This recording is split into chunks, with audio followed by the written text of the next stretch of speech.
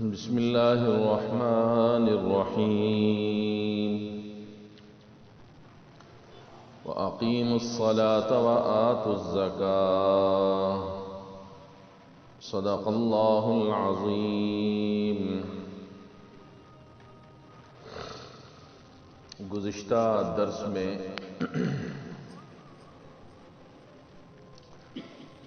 اعمال ظاہری کے 10 اصولوں میں سے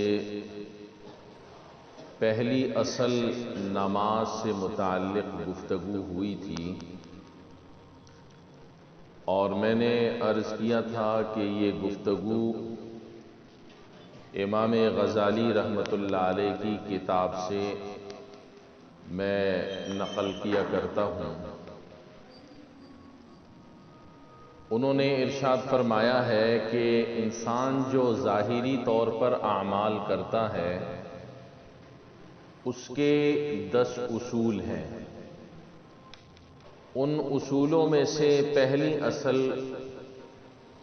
نماز ہے، اور پھر نماز کے حوالے سے میں نے گزشتہ درس میں یہ بات بھی عرض کی تھی کہ نماز کے لیے طہارت شرط ہے، اور صحیح معنی میں پاکی حاصل کی جائے، وضو صحیح معنی میں ادا کیا جائے، اور اپنے جسم اور کپڑوں کو بھی پاک اور صاف کیا جائے، اس لیے کہ انسان جب ظاہر کو صاف کرتا ہے تو اس کا اثر انسان کے باطن پر پڑتا ہے۔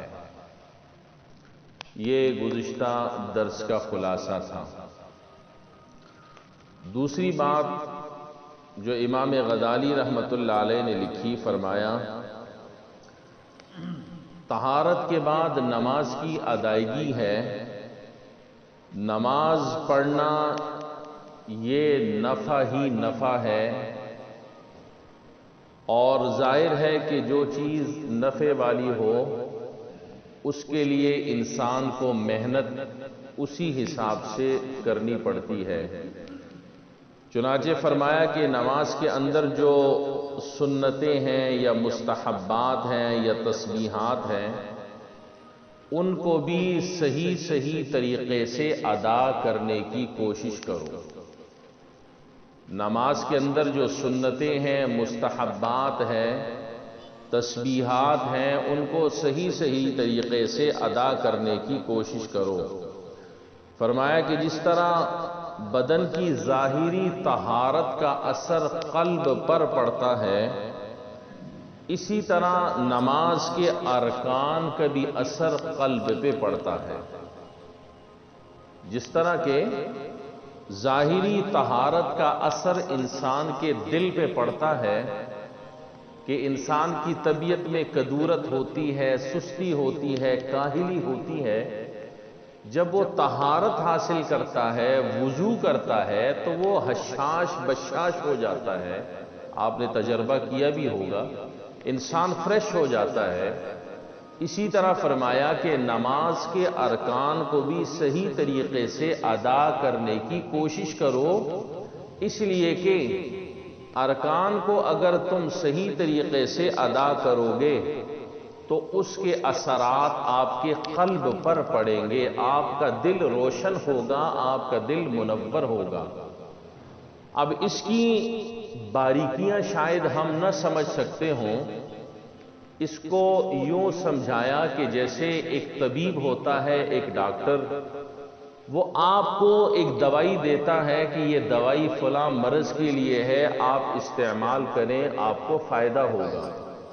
ہم وہ طبیب سے، ڈاکٹر سے وہ دوائی لے لیتے ہیں اور استعمال میں لاتے ہیں کہ ہمیں اس سے فائدہ ہوگا، ہمیں ڈاکٹر نے یہ دوائی تجویز کی ہے لہذا ہم اس کو استعمال میں لاتے ہیں، ہمیں ڈاکٹر پر یقین ہوتا ہے۔ لیکن ڈاکٹر جو نسخہ تجویز کر رہا ہے، جو دوائی ہمیں دے رہا ہے، ہمیں اس کی اجزاء کے بارے میں پتہ نہیں ہوتا کہ اس دوائی کے اندر کیا کیا اجزاء شامل ہیں، کیا کیا چیزیں اس میں ڈالی گئی ہیں، ہمیں اس کا پتہ نہیں ہوتا، اور نہ ہی ہمارا اس سے کوئی زیادہ سروکار ہوتا ہے۔ لیکن جب ڈاکٹر نے کہہ دیا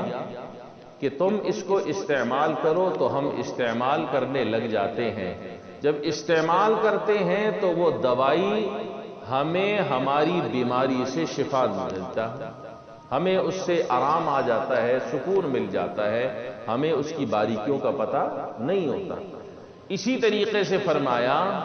کہ نماز کے جو ارکان ہیں، مستحبات ہیں، سنن ہیں، تسبیحات ہیں، ہم اس کو ادا صحیح طریقے سے کریں جس طرح کے حکم دیا گیا ہے۔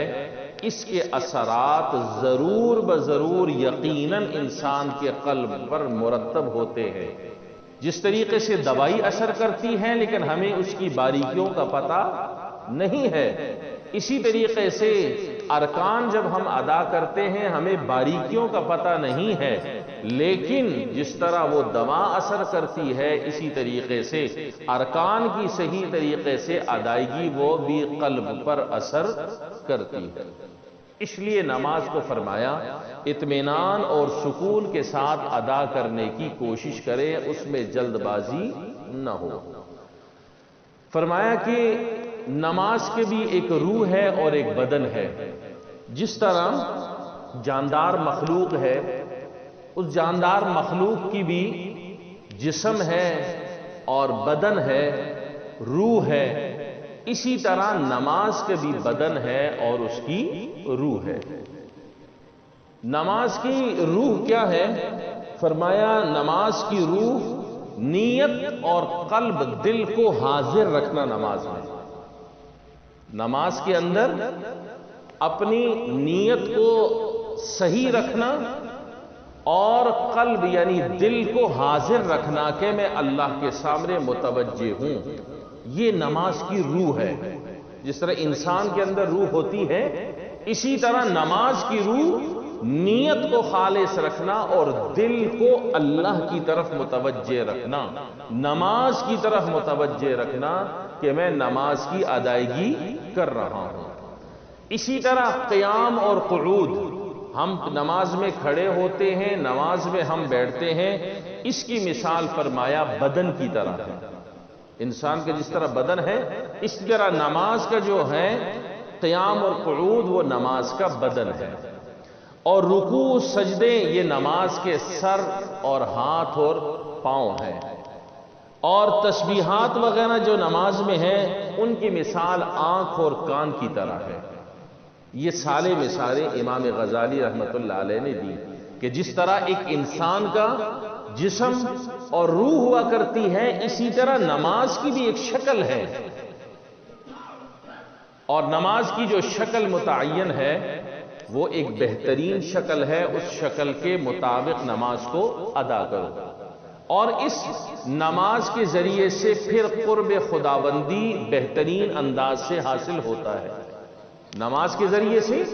قرب خداوندی بہترین انداز سے حاصل ہوتا ہے، اور ظاہر ہے کہ ہم اپنی پھر یہ نماز جس کی روح بھی ہے اور جسم بھی ہے ہم بارگاہ خداوندی میں پیش کرتے ہیں، ہم بارگاہ خداوندی میں اس کو بطور تحفے کے پیش کرتے ہیں۔ اور آپ کو پتہ ہے کہ ایک بادشاہ کے دربار کا اگر کوئی بندہ ہو اور وہ بندہ بادشاہ کو تحفے میں کوئی باندی وغیرہ دے دے، جس کو پہلے زمانے میں ہوتی تھی جیسے باندیاں ہوتی تھیں، تحفے میں کوئی باندی دے دی، یا کوئی غلام بادشاہ کو دے رہا ہے اور وہ دربار سے متعلق ہے وہ بندہ، اب وہ جب غلام یا باندی بادشاہ کے سامنے دے رہا ہے، بادشاہ کو تحفتاً دے رہا ہے، اگر وہ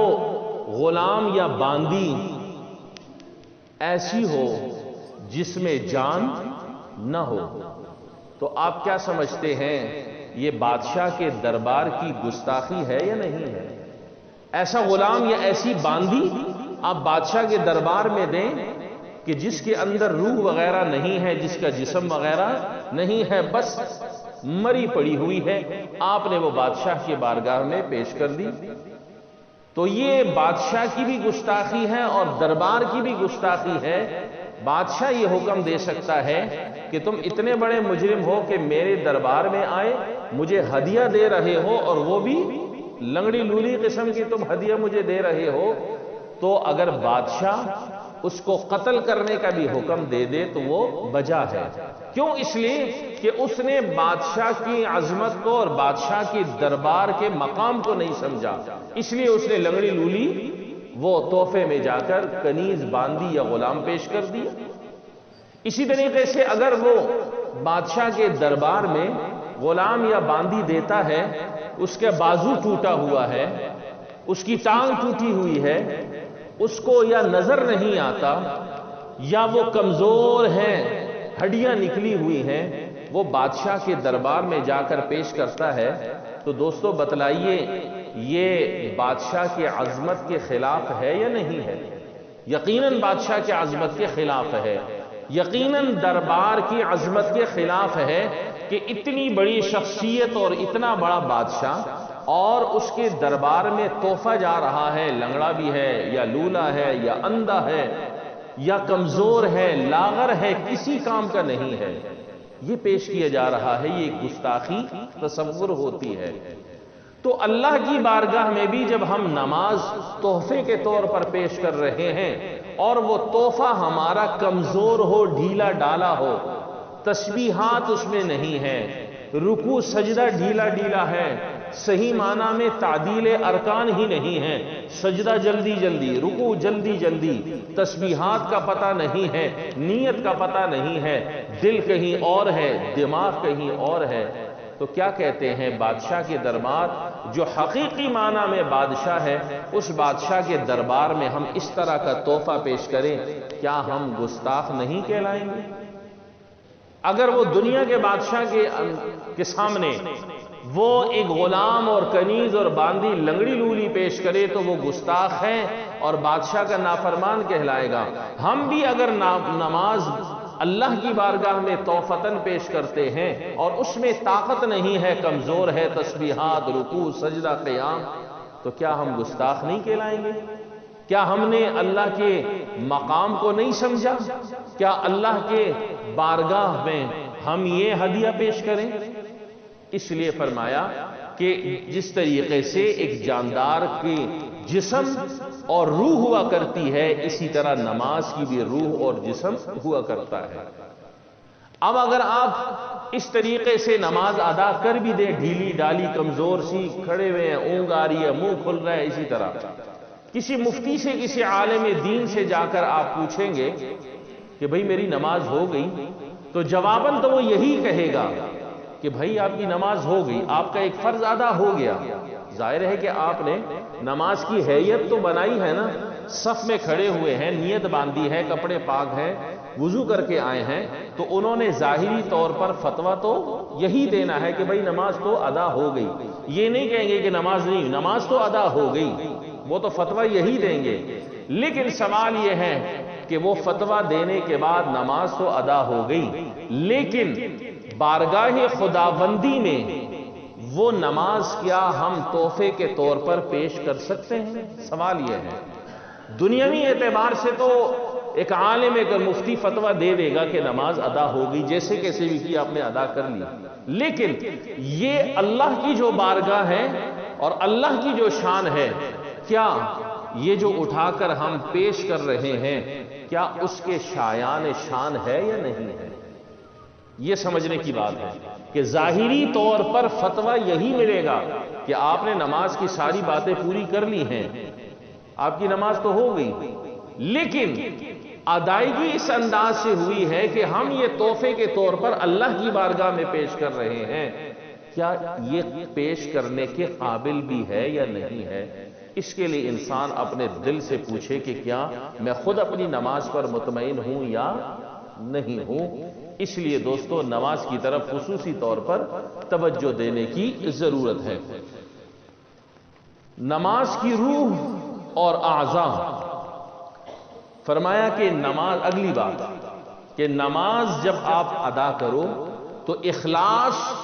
اور قلب کی حاضری، دل کی حاضری کے ساتھ ادا کرو،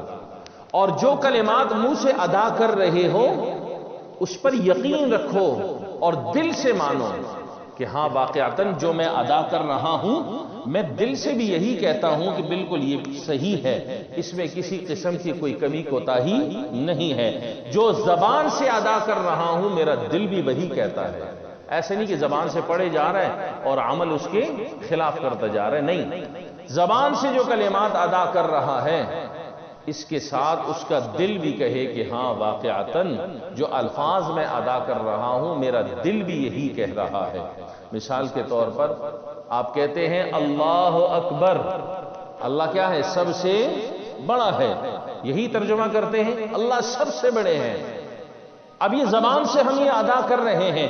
کیا یہ دل بھی کہتا ہے کہ اللہ سب سے بڑا ہے؟ کیا یہ دل بھی کہتا ہے اس بات کو کہ اللہ سب سے بڑا ہے، یا صرف زبان سے میں کہہ رہا ہوں؟ مثال کے طور پر آگے ایاک نعبد و ایاک نستعین، اللہ ہم تیری ہی عبادت کرتے ہیں اور تجھ ہی سے مدد مانگتے ہیں، یہ زبان سے تو ہم کہہ رہے ہیں، کیا دل بھی ہمارا اس بات کو تسلیم کر رہا ہے کہ ہم اللہ ہی کی عبادت کرتے ہیں، کسی اور کے سامنے سجدہ تو نہیں کرتے، کسی اور کے سامنے جا کر پیشانی تو نہیں جھکاتے؟ آپ کا دل یہ تسلیم کرتا ہے یا نہیں؟ اللہ ہم تجھ ہی سے مدد مانگتے ہیں، زبان سے تو یہ ہم کہہ رہے ہیں نماز میں، نماز کی روح یہ ہے کہ ہمارا دل بھی کہے کہ اللہ ہم تجھ ہی سے مدد مانگتے ہیں، تیرے سوا ہم کسی اور سے مدد مانگتے۔ یہ فرمایا امام غزالی رحمت اللہ علیہ نے کہ نماز کی روح یہ ہے کہ تم جب زبان سے ایک چیز کا اقرار کرو، منہ سے الفاظ نکالو، اپنے دل سے پوچھو کہ عملی طور پر بھی تمہارا دل یہ کہتا ہے یا نہیں کہتا۔ آج ہم دیکھ لیں اپنی نمازیں، نماز پڑھتے ہیں ایاک نعبد و ایاک نستعین بھی کہتے ہیں، اللہ اکبر بھی کہتے ہیں، لیکن اس کے باوجود بھی ادھر ادھر ہم ٹھوکریں لگاتے رہتے ہیں، ادھر ادھر دھیان لے کر جاتے رہتے ہیں، کسی اور سے مدد مانگنے کی طرف ہمارا ذہن جاتا رہتا ہے۔ نہیں، یہ عملی طور پر نماز کی روح نہیں ہے۔ نماز کی روح یہ ہے کہ جو کلمات آپ کے منہ سے نکلیں آپ کا دل بھی کہے کہ یا اللہ میں اس پر قائم ہوں، جو تو نے کہا ہے میں اس پر قائم ہوں اور انشاءاللہ اس پر عمل کروں گا۔ یہ ہے نماز کی روح۔ آسان الفاظ میں یوں کہیں کہ نماز میں قلب اور زبان دونوں کا آپس میں ملاپ ہو، دونوں میں موافقت ہو، کہ جو زبان کہہ رہی ہے وہی دل کہہ رہا ہے، جو زبان کہہ رہی ہے وہی دل کہہ رہا ہے۔ ایسا نہ ہو کہ زبان پہ تو کچھ اور لے کر آئیں اور قلب آپ کا کچھ اور کہے، یہ دونوں میں موافقت نہیں ہے۔ یہ چیز نماز میں مطلوب نہیں ہے، بلکہ نماز میں مطلوب یہ ہے کہ جو زبان سے ادا ہو وہی آپ کا دل کہے، تب جا کر زبان اور دل کی بات ایک ہو جائے گی۔ اگر اس طرح نہیں ہوگا تو دوستو یہ نماز ادا تو ہو جائے گی لیکن بارگاہ خداوندی میں بطور ہدیے کے پیش کرنے کے قابل نہیں ہوگی۔ آخری بات فرمایا حضور قلب، دل کو نماز میں حاضر کرنے کا طریقہ کیا ہے؟ کیسے نماز کو کے اندر دل حاضر کیا جائے، اللہ کی طرف متوجہ کیا جائے؟ اس کے لیے ارشاد فرمایا کہ نماز میں عام طور پر دھیان آگے پیچھے ہوتا ہے، توجہ نہیں رہتی۔ فرمایا کہ اس کے لیے پریکٹس ہے، کوئی ایسا نہیں ہے کہ کوئی نسخہ ہے وہ آپ کو دیا تو آپ نے پی لیا، کوئی تعویذ دیا تو آپ کے خیالات ختم ہو گئے نماز میں، یہ کام نہیں ہے۔ اس کے لیے پریکٹس ہے، رفتہ رفتہ آپ جب دھیان، توجہ اور یہ سوچیں گے کہ نماز کی روح کیا ہے، نماز کا جسم کیا ہے، یہ تحفہ بارگاہ خداوندی میں پیش کرنے کے قابل ہے یا نہیں، یہ رفتہ رفتہ آپ اس کی پریکٹس کریں گے، انشاءاللہ ایک وقت آئے گا کہ آپ کی نماز جاندار، مضبوط اور قوی ہو جائے گی اور اللہ کی بارگاہ میں پیش کرنے کے قابل ہو جائے گی۔ ہم نے دیکھا ہے کتنے لوگوں کو، کتنے صالح لوگوں کو نماز پڑھتے ہیں ایسے اطمینان کے ساتھ دیکھ کے رشک آتا ہے۔ یقین جانی آپ نے بھی دیکھا ہوگا، رشک آتا ہے کہ وہ نماز ایسے پڑھتے ہیں واقعتاً انسان کہتا ہے کہ بارگاہ خداوندی میں پیش کرنے کے قابل ہے۔ تو اس چیز کے لیے پریکٹس ہو۔ اگر مثال کے طور پر فرمایا امام غزالی رحمت اللہ علیہ نے یہ بھی علاج کہ اگر آپ نے 4 رکعتیں مثلا نماز پڑھی، 2 میں آپ کا دل اللہ کی طرف صحیح معنی میں متوجہ رہا اور 2 رکعتوں میں اللہ کی طرف صحیح معنی میں دل متوجہ نہیں رہا، تو اس کی پریکٹس اس انداز سے کرو کہ یہ جو 2 رکعتوں میں آپ کا دل اللہ کی طرف سے صحیح معنی میں متوجہ نہیں رہا، اس کے بدلے میں 2 رکعت نفل ادا کرو۔ پھر بھی نہیں ہوا، پھر 2 رکعت نفل ادا کرو، پھر بھی نہیں ہوا، پھر 2 رکعت نفل ادا کرو۔ اس کی پریکٹس کرتے جاؤ۔ جب تمہیں اطمینان ہو جائے کہ مجھے 2 رکعتوں میں توجہ اللہ کی طرف مکمل ہو گئی، اب گویا کہ 2 رکعتیں وہ ہو گئیں اور 2 رکعتیں یہ ہو گئیں، یہ 4 رکعتیں صحیح معنی میں دل والی اور اللہ کے سامنے حاضری والی نماز ادا آپ کی ہو گئی۔ یہ 2 طریقے امام غزالی رحمت اللہ علیہ نے ارشاد فرمائے کہ ایک تو اس کی پریکٹس ہو، توجہ ہو کہ اس طریقے سے میں نے نماز ادا کرنی ہے، اور دوسرا اگر آدھی نماز میں دل لگا ہے، آدھی میں نہیں لگا، آدھی میں مکمل توجہ ہے، آدھی میں نہیں ہے، جتنے میں توجہ نہیں ہے اس کے لیے 2 رکعت بعد میں نفل پڑھیں اور کہیں، پریکٹس کریں اس میں کہ میری توجہ اللہ کی طرف اب کامل ہو گئی ہے۔ جب وہ ہو گئی ہے، اب جب 4 رکعت آپ پھر پڑھیں گے تو سمجھ جائیے کہ آپ کا دل اللہ کی طرف متوجہ ہو گیا ہے، آپ کا قلب نماز میں اللہ کی طرف متوجہ ہے۔ یہ طریقہ کار امام غزالی رحمت اللہ علیہ نے بیان فرمایا۔ تو گزشتہ درس میں بھی اور آج کے اس درس میں بھی نماز اور طہارت سے متعلق جو انہوں نے اصول بیان کیے اس کا تذکرہ ہوا۔ اگر اس کو انسان اپنی عملی زندگی میں لے کر آئے، نماز خوبصورت بن جائے گی اور بارگاہ خداوندی میں بطور تحفے کے پیش کی جا سکتی ہے۔ اور اگر اس طریقے سے نہ ہوگی تو پھر جس طرح ایک بادشاہ کے دربار میں کوئی جائے اور وہ ہدیہ اس طریقے سے پیش کرے لنگڑا لوڑا، تو وہ وہاں گستاخی ہے، تو یہ بھی گستاخی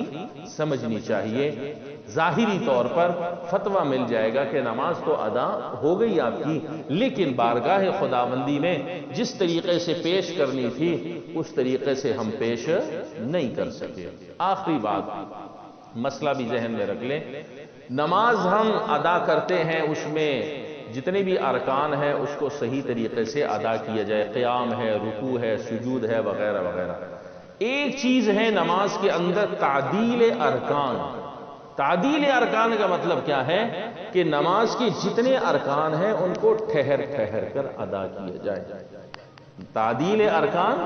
نماز کے جتنے بھی رکن ہیں ان کو ٹھہر ٹھہر کر ادا کیا جائے۔ رکوع اطمینان سے، سجدہ اطمینان سے، قیام اطمینان سے، رکوع میں گئے اطمینان سے، کھڑے ہوئے اطمینان سے، سجدے میں گئے اطمینان سے، سجدے سے اٹھے پھر اطمینان سے۔ یہ تعدیل ارکان نماز میں واجب ہے، نماز میں واجب ہے۔ اور آپ کو پتا ہے کہ جو شخص بھی نماز کے اندر واجب کو چھوڑ دے وہ نماز کامل نہیں ہوتی، وہ نماز ناقص ہوتی ہے۔ نماز کے اندر جو واجب چھوڑ دے وہ نماز کامل نہیں ہوتی، وہ نماز ناقص ہوتی ہے۔ اور فقہاء نے لکھا ہے کہ جو واجب کو چھوڑ دیتا ہے جان بوجھ کر، یہ مکروہ تحریمی ہے، جان بوجھ کر جو واجب کو چھوڑ دیتا ہے وہ مکروہ تحریمی ہے، اور مکروہ تحریمی والی نماز وہ واجب الاعادہ ہوتی ہے، دوبارہ پڑھنی پڑتی ہے، وہ نماز ادا نہیں ہوتی۔ ہمارے ہاں یہ کوتاہی ہے کہ نماز کے جلدی جلدی جلدی تیز تیز تعدیل ارکان نہیں، رکوع سے اٹھا نہیں تو سجدے میں، سجدے سے ایک ادا نہیں کہ دوسرا، دوسرے نہیں قیام۔ یہ تعدیل ارکان نہیں ہو رہا، واجب چھوڑ رہے ہیں، اور جان بوجھ کر جو واجب چھوڑے وہ مکروہ تحریمی ہے، اور مکروہ تحریمی والی نماز وہ کامل نہیں ہوتی ہے، ناقص ہوتی ہے۔ جب ناقص ہے تو اس کو دوبارہ ادا کرنا